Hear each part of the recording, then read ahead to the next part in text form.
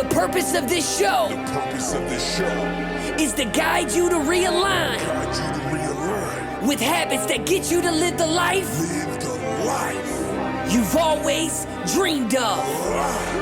This is the Habit-Based Lifestyle Podcast with Jesse Ewing. This is the Habit-Based Lifestyle, where you can access your full potential right now. Finally break free from destructive habits. That dream life, if you want it, you can have it. This is where you transform your health, mind, business, and relationships. Or do nothing and keep your life the way it is. But if you're ready for change, you're in the right place. This is where you're gonna learn how to live a habit-based lifestyle. You are tuning in to the Habit-Based Lifestyle Podcast with your host, Jesse Ewing. This is the Habit-Based Lifestyle. Let's go. Do you have a habit of being resilient? You see, this morning after my meditation, I was creating my daily intention. And one of the questions that came up was, what would it feel like to be powerful? What would it feel like to be vulnerable, loving, and trusting? But there was one word that really resonated with me. I could begin to feel it with my emotions, with my feelings. And the word that came up for me was this: resilience. Now, over the last 12 weeks, this word has came up quite a bit. From doing 40 years of Zen, the program that I did up in Seattle. There's a 3-part series on this if you want to go back and listen to that. To doing training at the Human Performance Institute. But this word has continued to come up more and more lately. And so today I decided to take a deeper dive into this word resilience and what it really means. And what do we actually know about resilience? What do I actually know about this? So I'm just going to talk from my experience and how I've experienced for a minute, and then we'll get into some different definitions. So when I really look back at my life, I can see this resilience all over the place. This first started as an amateur boxer at 9, 10 years old, and it began to shape me. It began to shape my resilience in my life. Yet at 9, 10 years old, I had no idea what this word actually meant. But if you look at the actual definition, if you look it up in many definitions of many different dictionaries, it's basically getting knocked down and getting back up, which if you know anything about boxing, it pretty much sums up the entire sport in one sentence. Listen, stay down, get knocked out, get hit more than the other person and you lose, or you get knocked down and you stay down. But this idea of resilience is getting knocked down and getting back up. So it's no wonder why this would continue to show up in my life. I was trained on this habit of resilience starting at the age of 9, 10 years old. Except back then I called it boxing. Yet I had no idea the impact this would make on my life nearly 32 years later. And you may be listening to this like, dude, this makes no sense. Well, allow me to continue working on this. Have you ever had a chance or an opportunity to step in a cage, in a ring, to go one-on-one with another man or woman? It is one of the most primal experiences you could ever have. And I'm not talking about the sparring match at your local boxing gym or your local MMA gym. I'm talking about a real match, one-on-one, mano-a-mano. There's a lot of guys that are great at sparring, but have never actually stepped into a ring. Anyone else on here ever got knocked down in life? Maybe you wanted to stay down. Maybe you wanted to get back up and fight your way out. Maybe for you, it was a different way to get knocked down. Maybe it was a breakup with a boyfriend, girlfriend. Maybe it was a divorce. Maybe it was a loss of a job or change of a job. Maybe it was losing your company. Maybe it was an addiction. Maybe it was a past pain or hurt. You see, today I want to dive into this habit of resilience and how you can begin bringing this into your life no matter where you're at. So what do we know about resilience? What do we know about life? See, adversity is a fact of life. No matter what, you're going to go through something. We know in life we're going to have setbacks. We know we're going to have failures. And we know more than anything that we're going to get knocked down. And we know we're going to go through so many ups and so many downs. In fact, just over the last 8-9 months, like literally, I feel like I've been knocked down 4 to 5 times. Whether it was between moving to California, getting my own office, to changing jobs, to being done working at Wake Up Warrior, which is the whole reason I moved here originally. But these are all changes where I had to be resilient. And I could sit there and pretend that they were no big deal. They didn't stress me out. They didn't affect me. And I got right back up. But I've had to revisit the resilience. I've had to revisit what's actually went on the last 8 months to give myself some credit for getting back up after some major changes. You see, living here alone is a major change, let alone anything else that's happened. Some of the feelings that came up, even when I got to revisit those, there's 2 sides. There's the feelings of being resilient, getting back up, having a positive attitude, feeling powerful, having optimism, having this focus. It's inspiring to know that you can get back up, having drive and intensity. And it's the ability to see failure as a form of helpful feedback.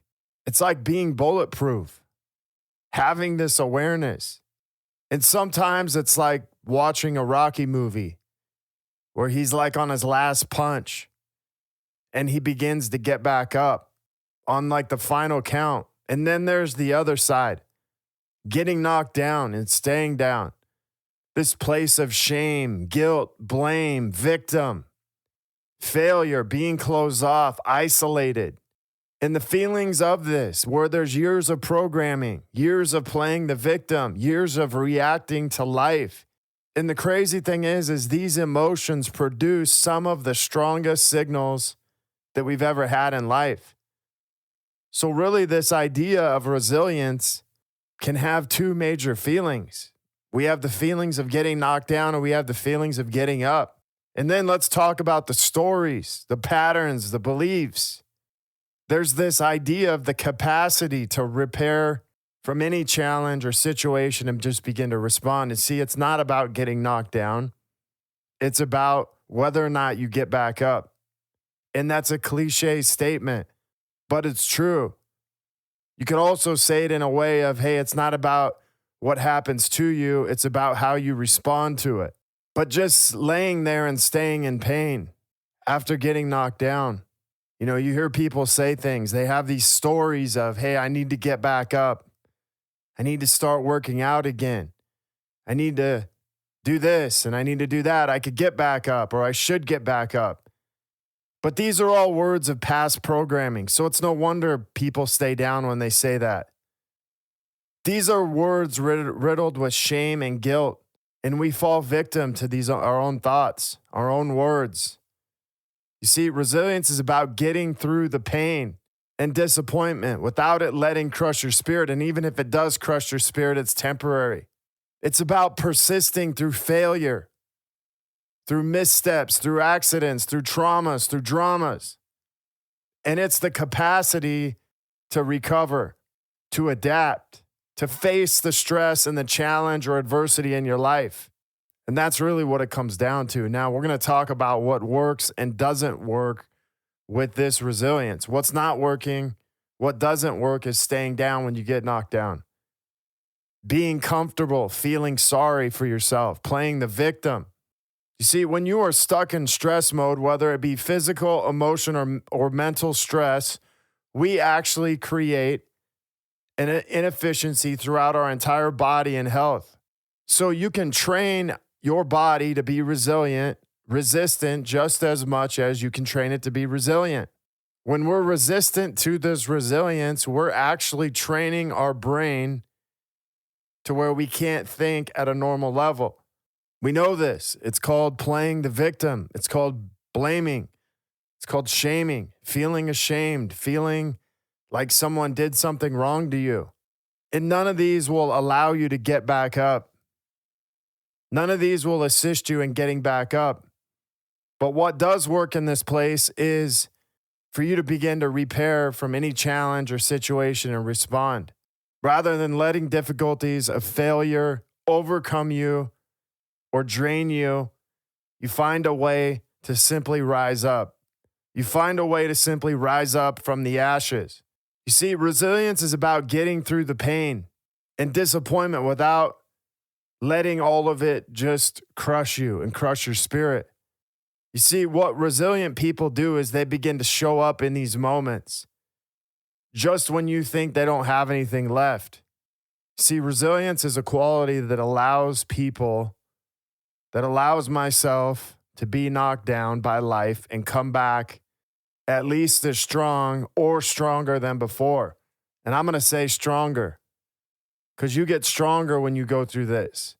This is where vision begins to take place. Once you've been knocked down, once you've been beat up, it doesn't hurt. You're not afraid of that anymore.